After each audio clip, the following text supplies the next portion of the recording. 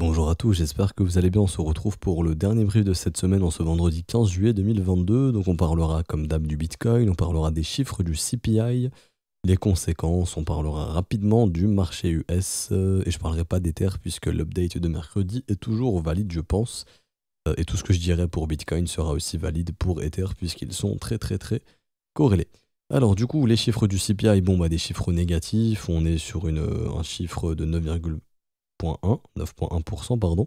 Donc au-delà des attentes et au-dessus des 9, donc c'est vraiment pas ouf. Ce qui veut dire que l'inflation est toujours croissante aux US.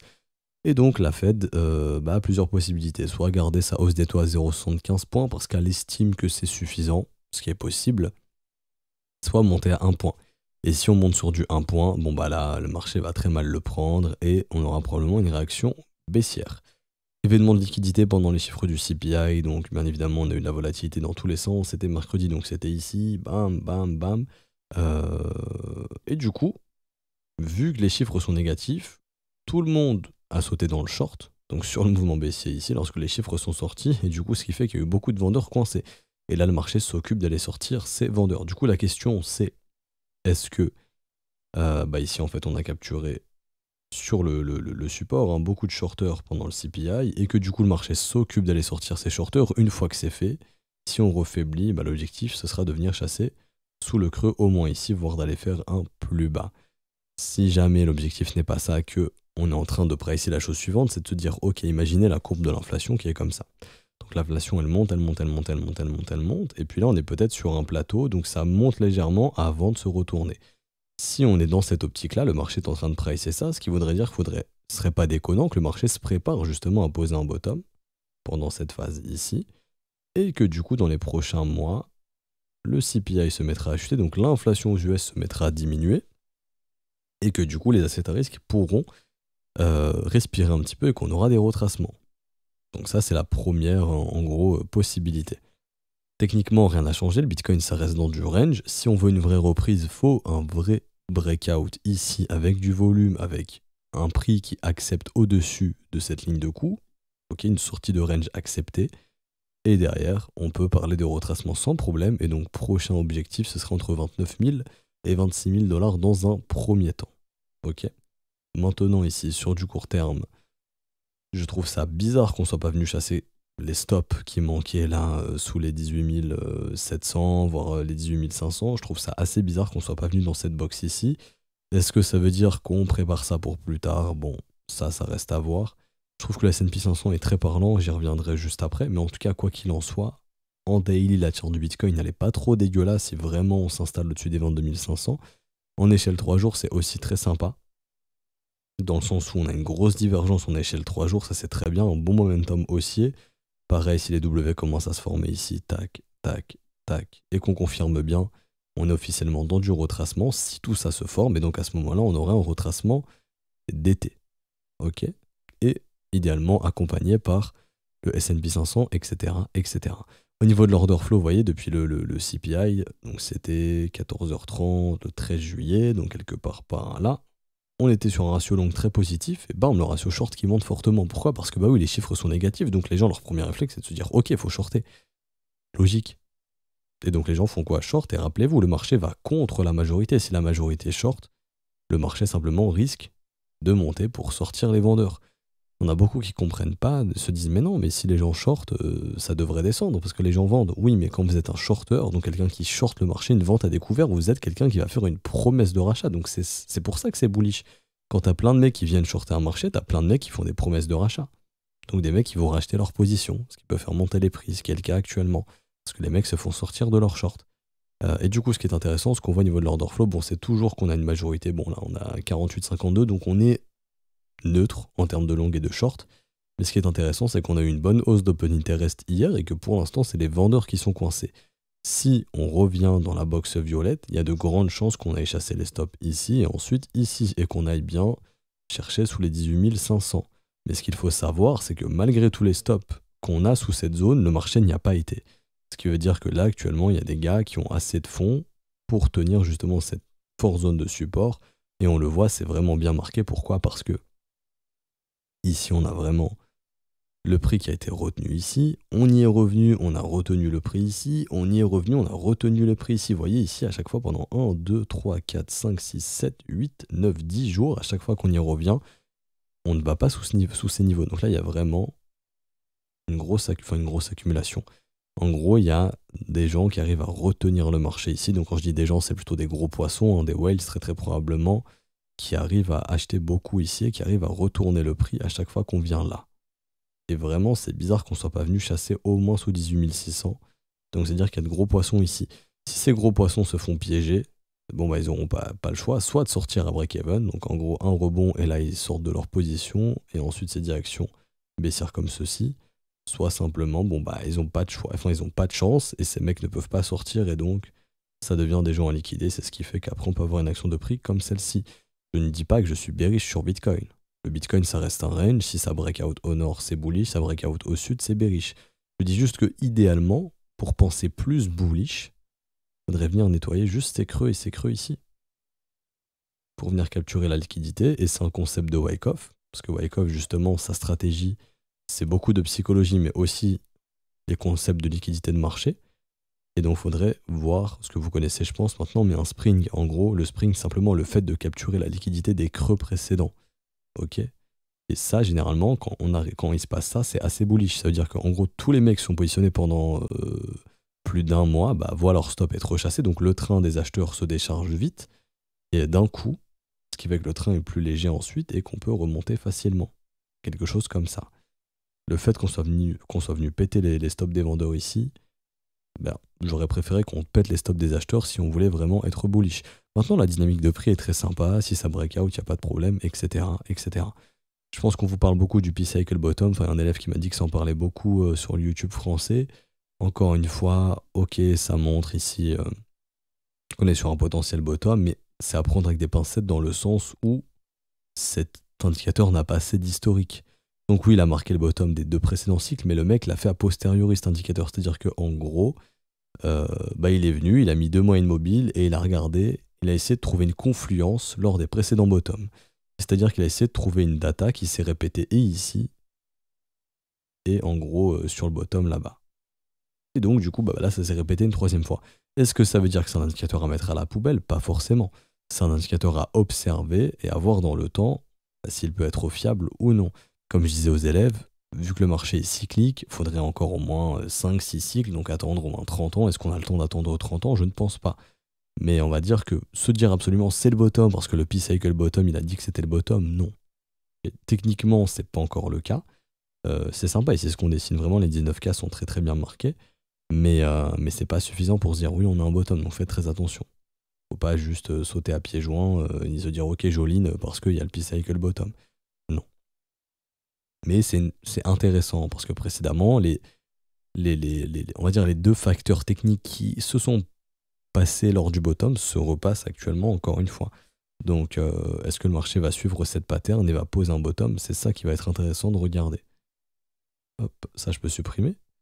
Et du coup, au niveau du court terme sur le Bitcoin, bon, bah, on s'attaque aux vendeurs. Là, on est en train de bouffer un paquet de stop vendeurs. Post-CPI, bon, bah, on s'attaque aux vendeurs, puisqu'en plus, la majorité est short. Donc, on s'en sort pour sortir ces vendeurs. Hop, on est venu péter les stops d'ici. Les prochains stops sont là-haut. Donc, ce sera la prochaine zone à surveiller. Et du coup, les stops acheteurs, je peux les retirer, puisqu'ils ont été pétés depuis longtemps. Ça, on en avait parlé. Et je reste dubitatif dans le sens où, bizarre qu'on soit quand même pas venu chasser les creux ici. Après, si c'est des gros qui se sont positionnés, qui défendent leur position, il n'y a pas de problème. Hein. Ça, il n'y a pas de problème. Mais idéalement, ce serait mieux d'y aller voilà, pour chasser les derniers stops dans le range. Après, bon, les derniers stops, ils sont en dehors du range. Mais bon, au sein du range, il reste des stops quand même sous les 18 500. Après, là, pour l'instant, on s'attaque aux vendeurs. J'ai fini pour le Bitcoin et rapidement, je vous fais un petit point macro. Et du coup, ici, alors, c'est pas là non plus.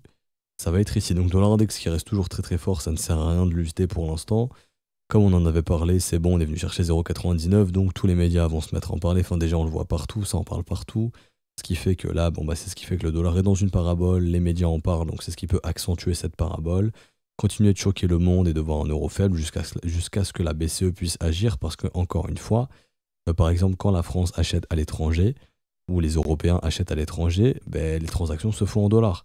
Donc admettons, si à l'époque, bah, on achetait un truc à 120 $, on le payait, en gros pour nous ça faisait 100 € les Européens. Mais là en gros ce qu'il faut se dire c'est que si on achète un truc à 120 $, ça le fait à 100, 120 €. Voire plus, si le dollar continue de monter, ça fera peut-être 130 €, 100, enfin 125, 130, 135 €. Du coup, il se passe quoi? Bah ça, le consommateur, il va le payer, parce que bah, les achats vont être plus chers. Il y a de l'inflation déjà premièrement, et en plus l'euro, il s'effondre, enfin il s'effondre, il perd beaucoup de valeur contre le dollar. Ce qui fait que pour nous qui achetons à l'étranger, ben, on n'est pas gagnant, on n'est pas du tout gagnant. On est plutôt gagnant quand le dollar est faible et que du coup, bah, si on achète un truc à 100 $, ça nous revient à 80 €. Bah là, si on l'achète à 100 $, ça nous revient à 100 €, c'est vraiment pas top. Et après, ça continue de monter. Bah, comme j'ai dit, ça peut revenir à 105 €, 110, 115, 120. Ça dépendra de jusqu'où l'euro tombera contre le dollar. Et ça, pour le consommateur, déjà qu'il y a de l'inflation, et en plus de ça que le dollar est fort, bah, ça fait un combo. Donc c'est ce qui fait qu'on peut avoir une hyperinflation en Europe. Et ça serait la merde. Et pour l'instant, je vous le rappelle que la BCE, on n'a rien à foutre. Et que les taux restent faibles. Il y a un commentaire qui revient souvent. C'est oui, mais déjà les pays européens, ils sont échus. Ça, je l'ai déjà dit, hein. Oui, il y a certains pays européens, une hausse des taux, ça pourrait les mettre dans une sacrée merde. Et c'est pour ça que je pense qu'il y a des chefs d'État qui foutent la pression à la BCE, augmenter les taux. S'il y a une crise dans mon pays, j'en ai rien à foutre, ça sera à vous de gérer, ou je m'en fous, quoi. Voilà. Peut-être les coups de pression qui sont mis. Et du coup, c'est ce qui fait qu'en Europe, bon, bah, on est toujours sur des taux négatifs. Et c'est pour ça que le dollar est aussi fort que l'euro, parce que les taux sont trop faibles en Europe. Ce qui fait que la monnaie, bah, ne peut pas se renforcer. Mais en tout cas, le dollar est beaucoup plus fort que l'euro, en grande partie, enfin, un des grands facteurs majeurs, c'est pour cela. Le jour où la BCE va vraiment remonter ses taux et vraiment être agressive, si ils le sont, parce que pour l'instant, ils en ont rien à foutre. J'ai encore vu hier un mec porte-parole, je crois, de la BCE qui dit non, mais c'est pas tant le dollar qui est fort, ni l'euro qui est faible. Enfin, il a sorti un truc, mais je me suis dit, mais comment les gens peuvent accepter de se manger ça dans la gueule? Faudrait que je retrouve le tweet, je vais essayer de voir. Si je peux le retrouver de petites secondes. Et vraiment, c'est très grave. Voilà, gouverneur de la Banque de France qui dit c'est pas tant l'euro qui est faible que le dollar qui est fort, c'est un soutien aux exportateurs, mais ça augmente un peu l'inflation. Mais comment on peut sortir du bullshit pareil en fait? Enfin, non, vous faites de la merde. Après, ouais, je comprends, c'est compliqué. J'aimerais pas être aussi à la tête de la BCE et à la tête de la Fed. Mais bon, les US l'ont fait et pour l'instant, bah, peut-être qu'on va se bouffer une grosse récession, je sais pas. Mais en tout cas, voilà, si on veut renforcer l'euro, c'est la chose à faire. Et du coup, c'est ce qui fait que le dollar est très fort et que ça devrait du coup augmenter l'inflation en Europe. Et en dehors de ça, également, ben, un dollar index qui est très fort, c'est pas bon pour les assets à risque. Et ça, on le voit depuis que le dollar index est fort. Et du coup, pour revenir sur le S&P 500, on est dans un range. Ça, on en a parlé depuis longtemps, entre 3630 et 3950 points environ. Et du coup, c'est ce qui fait qu'il y a beaucoup de liquidités qui se créent au-dessus de ce range. Ici, il y a beaucoup de stop vendeurs qui sont en train de se créer. Et il y a aussi beaucoup de stop acheteurs qui sont en train de se créer ici. Les chiffres du CPI ils sont négatifs. Donc la logique voudrait que ce marché parte en M de continuation et puis qu'on aille chercher de nouveau plus bas. Parce qu'en plus de ça, il y a quand même beaucoup de stops qui sont posés là sous tous ces creux, hein. Donc tac, tac, tac. Donc la logique voudrait qu'on aille chercher ces niveaux. Maintenant, ce que le S&P 500 peut faire, parce que là, tout le monde est au courant des chiffres et donc tout le monde sait que c'est bearish. Ce qui pourrait faire le S&P 500, c'est piéger les vendeurs. C'est-à-dire, en gros, hop, je remonte, je vais bouffer tous les stops. Et si vraiment le mouvement est baissier, bah, je m'assure d'abord de sortir les vendeurs pour ensuite faire le mouvement baissier. Et si on a un truc comme ça serait vraiment très bearish pour le S&P 500. À l'heure actuelle, le S&P 500, il donne pas encore de signe haussier. Le biais est toujours bearish ici, MA9 sous MA18. Il n'y a aucune structure de retournement. Oui, on a marqué un support ici sur les 3765 points, mais à tout moment ça cède, et si ça cède, bon, bah, on revient tester le bottom à 3152, et après on peut faire un nouveau plus bas. Ok. Et si on fait ça, bon, bah, le Bitcoin peut être entraîné également dans ce mouvement, mais si pour l'instant le Bitcoin il tient bien, lui il est plutôt sur des momentum haussiers court terme, pareil momentum haussier en 3 jours, donc là on a un Bitcoin qui a un petit peu plus de force que le S&P, et peut-être qu'on entrera à terme dans une décorrélation avec le S&P 500. Faut que je prenne le futur parce que là ça cote pas. Voilà, mais là, vous voyez, le S&P prend déjà une direction baissière pendant la session européenne, donc à voir si le Bitcoin y va suivre. C'est pas dit que le Bitcoin suive, bien évidemment. Hop. Mais si jamais on suit et qu'on commence à faiblir après avoir chassé des stops, bon bah là, vous savez qu'en plus de ça, il y a eu beaucoup de positions déclenchées ici, il y a beaucoup d'acheteurs et de vendeurs, les acheteurs repassent la tête sous l'eau. Donc après, prochaine étape, c'est au moins de chasser sous 19,6. Et s'il n'y a pas de signe de force, bon bah c'est après sous 18,8. Et on ira dans la zone identifiée ici, la zone où on devrait aller vraiment pour chasser beaucoup de stops. Et bizarrement, on n'y a pas été. Donc c'est pour ça que c'est assez bizarre. Après, pour l'instant, je vois aucun signe vraiment de faiblesse sur le Bitcoin ce matin. Par contre, si on commence à voir les M se dessiner ici, attention, ça sent pas hyper bon. Parce qu'après, là, il y a beaucoup de positions déclenchées, comme je l'ai dit, et on pourrait chasser ces acheteurs. Ok. Du coup, on s'arrête ici pour aujourd'hui. J'espère que ça vous aura plu. Si c'est le cas, n'hésitez pas à laisser un petit pouce bleu, vous abonner si ce n'est pas déjà fait. À nous rejoindre sur Discord, c'est totalement gratuit. Je vous mets le lien en description et en commentaire. Également, si vous souhaitez rejoindre la newsletter, c'est totalement gratuit. Je vous sors la vidéo, je pense, semaine prochaine. Désolé pour le délai, mais bon, là, je commence à me remettre de mon état un petit peu malade. Donc, simplement, je vous mets le lien en description et en commentaire. Donc, c'est newsletter Le Trône. Vous cliquez dessus. Vous allez arriver sur cette page. Vous mettez juste votre lien ou le lien que vous voulez mettre pour recevoir les vidéos. Vous êtes inscrit. Ensuite, vous recevrez les analyses de vos altcoins préférés. Et également, s'il y a vraiment des points très importants, je pourrais vous faire un petit point écrit rapidement, voilà, où vous dire, voilà, ce brief est extrêmement important à regarder parce qu'il se passe vraiment quelque chose de très important. Comme ça, vous êtes tenu au courant. Si voilà, vous regardez plus trop les cryptos, ça peut vous maintenir au courant et vous éviter de louper de potentiels signes intéressants. Et du coup, si vous voulez rejoindre l'école à ce stade du mois, c'est plus intéressant de le faire via les modalités crypto. Tout est expliqué dans le salon Bienvenue. Vous avez les modalités, les montants, les adresses. Pour le paiement, une fois que c'est fait, vous pouvez envoyer l'identifiant de transaction, donc ce qu'on appelle le TXID à tous les profs. Le premier qui le voit le valide. Et vous avez votre rôle élève, tout simplement, et vous pourrez donc récupérer les cours, assister au brief privé que je fais avec les élèves, etc., échanger avec les professeurs, les élèves, etc. Du coup, on se retrouve lundi. Bon week-end à tous. On se retrouve donc lundi pour une prochaine update. Ciao, ciao.